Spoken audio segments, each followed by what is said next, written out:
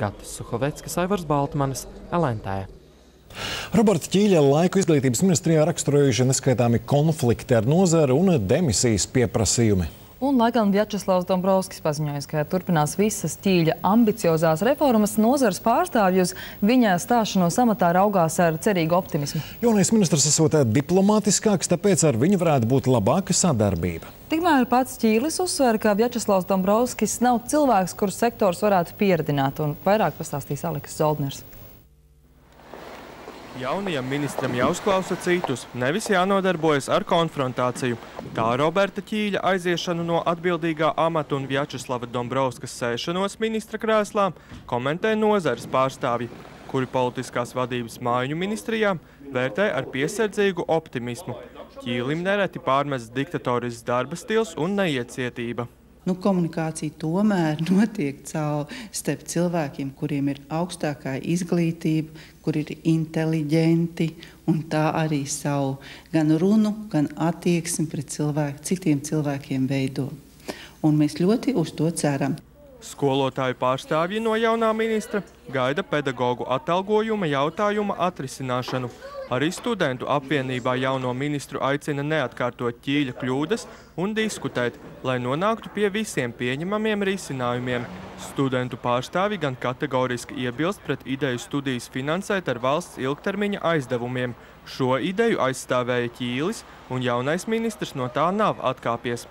Mēs esam pieņēmuši pozīciju par bezmaksas augstāku izglītību, par valsts finansētām studijām un uzskatām, ka tas būtu tas ceļš, kas ir ejams turpmāk. Tikmēr Latvijas Universitātes rektors uzsver, ka Ķīļa darbība bijusi viens no iemesliem, lai nozare saprastu, ka pārmaiņas augstākajā izglītībā ir vitāli nepieciešamas. Viņš cer, ka jaunā ministra laikā process vainagosies ar reāliem rezultātiem. Ir visi priekšnosacījumi, lai attiecības veidotos konstruktīvi. Tas nenozīmē, ka visos punktos ministram un sektoram izdosies momentā atrast absolūtu saskaņu un tādā vienotā dziesmā iet uz priekšu. Redzamākais Ķīļa pretinieks augstākās izglītības padomes vadītājs Jānis Vētra ir tiešāks. Viņaprāt, Vjačeslavam Dombrovskim ir jānorobežojas no Ķīļa un jāveic pārmaiņas ministra birojā. Protams, tas otrs scenārijs ir tas, kas varētu parādīties, ka Vjačeslavs Dombrovskis netaisās pats pilnā mērā iesaistīties šī ministrēšanas pasākumos un piemēram, Roberts Ķīlis turpina darboties faktiski augstākās izglītības zinātnes nozarē, un Vjačeslavs Dombrovskis tikai, ja tā drīkstētu teikt, piesēdz Roberta Ķīļa rosīšanos šī nozarē. Es domāju, ka tas būtu ļoti bēdīgs scenārijs. Jautājums par to, cik liela būs Ķīļa ietekme ministrijā, paliek atklāts.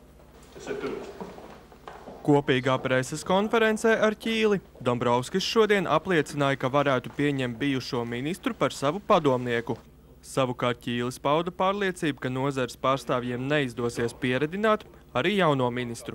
Tā daļa, kas varbūt grib pieejaucēt ministru, ir drīzāk pieradusi, ka līdz šim ministrija varbūt pirms manis lielā mērā darīja to, ko viņiem teica.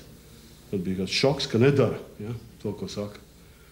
Bet tur nav tik trenēts cilvēki, lai pieejaucētu Vjačeslavu Dombrovski. Tur viņiem kādu jāizsūt mācīties.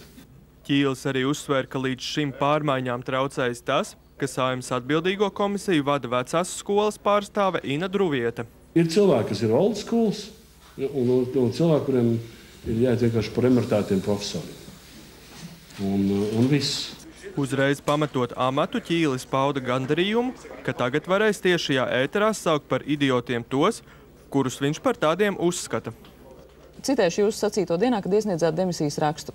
Es nekur nepazūdu un beidzot varēšu darīt, ko labi māku, analīzi un strateģiski risinājumi. Arī idiots tagad tiešajā ēterā tā varēšu saukt. Jā. Jūs esat tiešajā ēterā, jums ir visas iespējas nosaukt šo cilvēku. Jā, bet tad mēs diskutējam par to. Tā vienkārši karināt apvainājums abstraktām personām. Nē. Atsauciet kolēģis.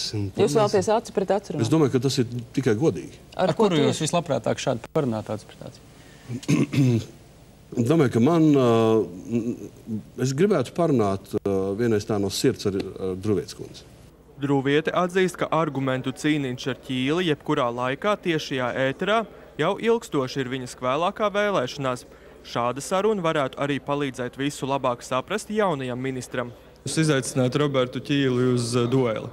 Pusotru gadu man lielākā vēlēšanās ir diskusija tiešā ēterā, argumentēti, ar faktiem, ar stingru diskusijas vadību, un tad mēs redzēsim, vai daudzi apgalvojumi, kas tiek izteikti, atbilst patiesībai. Ķīļa iecerētās ambiciozās reformas pārsvarā vērtētas neviennozīmīgi, un pagaidām konkrētu rezultātu ir krietni mazāk nekā cerēts. Aleksis Zaudners, Andris Jasīnskis, LNT.